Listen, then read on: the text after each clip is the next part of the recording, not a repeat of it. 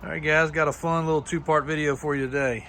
Part one, there's the 440 big block Chrysler motor for the monster truck. We need to paint it and dress it up, but it is getting ready to go back in that monster here soon. So sitting there ready to go. But part two here is what we're going to probably start our podcast off with, which was the Weld Wheel buyout that we did many years ago.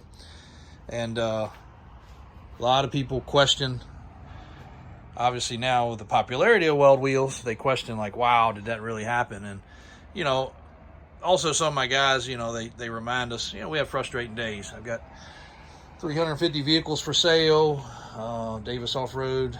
The shop is always killing it, Brian and Daniel, with projects. And, you know, sometimes we feel like some of these other guys, and especially some YouTubers, just, you know, they just get so far ahead of things. And you know, we watch them all. You know, I like watching the Diesel Brothers stuff.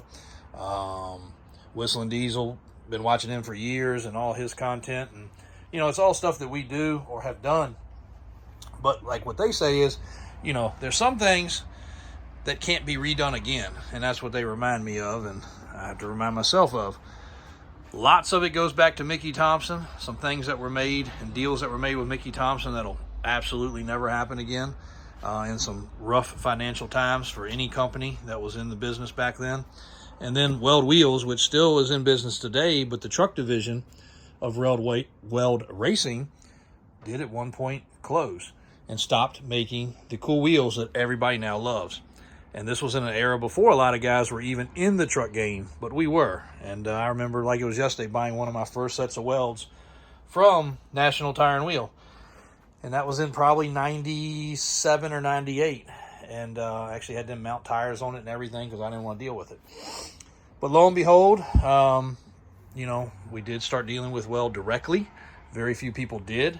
And at one point, they closed. And that was around 05, 06-ish. Well, a lot of people still doubt that. So here's a little proof right here. See if it'll zoom in right. So there is Weld distribution shipped to Davis Auto Sales directly. No middleman with that. And 10 of 2005. And these wheels here were part of that big buyout purchase.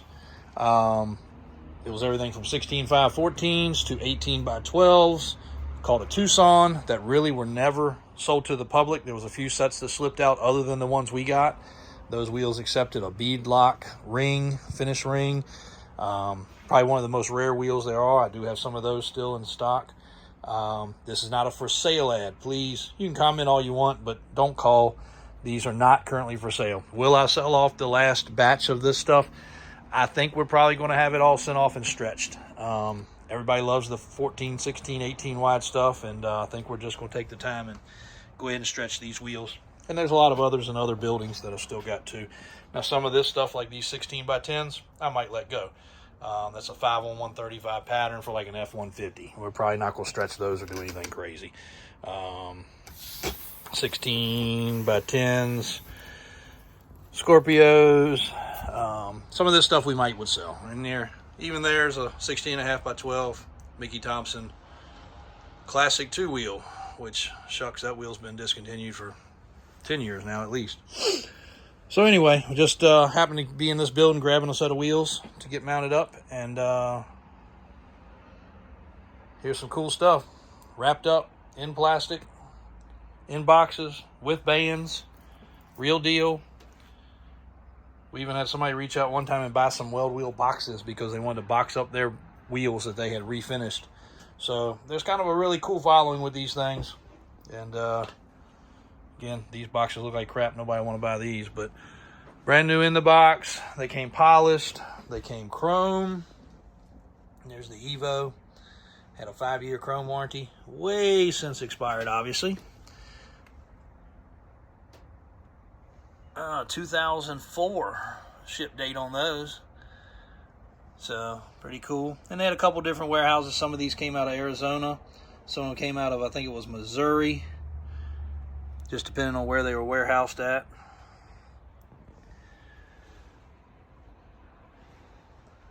But pretty cool. And if you can see here on these wheels, weld was always put together with a center seam, and that typically would leak a lot of times. So you saw a lot of people silicone that. These were actually siliconed from the factory right here. Crazy, but that's how they did it. So if you ever see a set that's silicone there, that's not uncommon. That's a 16.5 because it does not have a, mounting surface or bead. So if you do air it down, it will fall off. That's how 16.5 looks compared to, say, this is a fuel wheel. But it's got this little lip right here that catches the tire, so it stays on the bead. 16.5s were an odd bird for sure. So anyway, that's a little update on Weld. There's some nice boxes there though. Weld Wheels, the history of Weld, and it will be a big part of our first podcast that we kick off.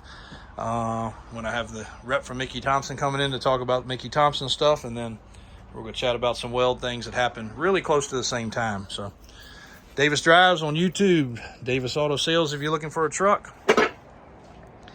Happy to help you out. Got a little bit of everything around here. Both sides of the road on Route 1, Chesterfield, Virginia.